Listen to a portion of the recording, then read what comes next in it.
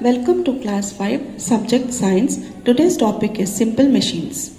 Yes, here you can see a person cutting the cloth. Yes, when he is using what is he using? He is using scissors.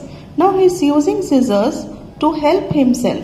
Yeah, if he has to cut the same cloth with his hand, when he tears it, it will not cut as accurate as he is using the scissors. So by using scissors, he is cutting the cloth in a very neat way, and however, whichever shape he has to give, he is giving it. So this scissor is a type of simple machine.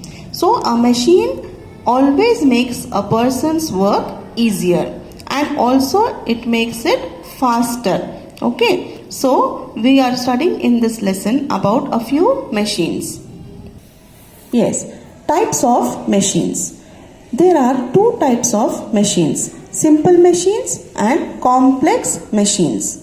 How many types of machines are there? There are two types of machines, simple machines and complex machines. Simple machines that are made up of only one or two parts. Okay, machines that are made up of one or two parts are called simple machines. Like here you can see the axe, picture of an axe.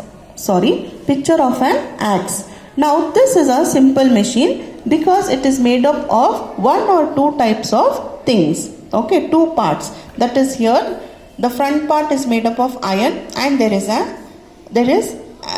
handle. Okay, so there are only two parts in this. So it is a simple machine. Yes, so understand, simple machine is a machine that are made up of only one or two parts. Okay, now next we will go to complex machines. Complex machines are machines which are made up of two or more simple machines. Okay, so in a complex machine there are more than two or three simple machines in it. Like for example, sewing machine or washing machine or a bicycle. Here you can see, to assemble this, to join a washing machine or to make a washing machine or a bicycle, here we are having so many parts inside them. So many simple machines join together to make a complex machine. Okay, complex machine, another name is compound machine also you can say. So first we will study about simple machines. Simple machines are of 6 types. How many types? 6 types. Lever, wedge, inclined plane, screw, pulley, wheel and axle. First we will study about lever. A lever is a simple machine with a rod or a handle. Okay, a lever is a simple machine with a rod or a handle. Now here there is no handle. This will act as a handle. Okay, so a lever is a simple machine. It is a long rod. Okay, or a handle that moves around a fixed point called as fulcrum. Now this is a fulcrum. Okay, which is in the middle here. This is a fulcrum on which we are placing the rod for its movement. Okay, then we have the load. One end of the rod or the handle is free. Can you see this? This place is free. So this is being kept free so that we can push or pull this. Okay, and on the other side we are having the load which has to be moved. So on a lever we are having load, fulcrum, and what is this? This is where we are applying the force, that is the effort. Okay, the lever, it consists of 3 main parts, that is load, effort and fulcrum. What is a load? It is the object on which work has to be performed. What is a fulcrum? It is the fixed point around which the rod moves. Okay, next is what is effort? Effort is where the force has to be applied to move the load. Okay, this can be denoted with L, F and E. We are having 3 types of lever. First class lever, second class lever and third class lever. Now in the first class lever, the fulcrum is between the load and the effort. Okay, so fulcrum on which the scissor here moves is the fulcrum. Okay, so fulcrum is between the effort and the load. So this type of a machine is known as the first class lever. Second class lever.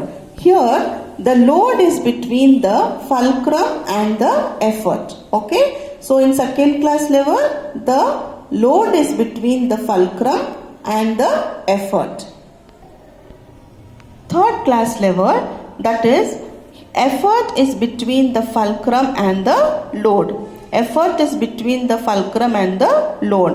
For example, fishing rod, tweezers and tongs. Here we have the tongs. Can you see? You press it in the middle. So the force or the effort is in the middle.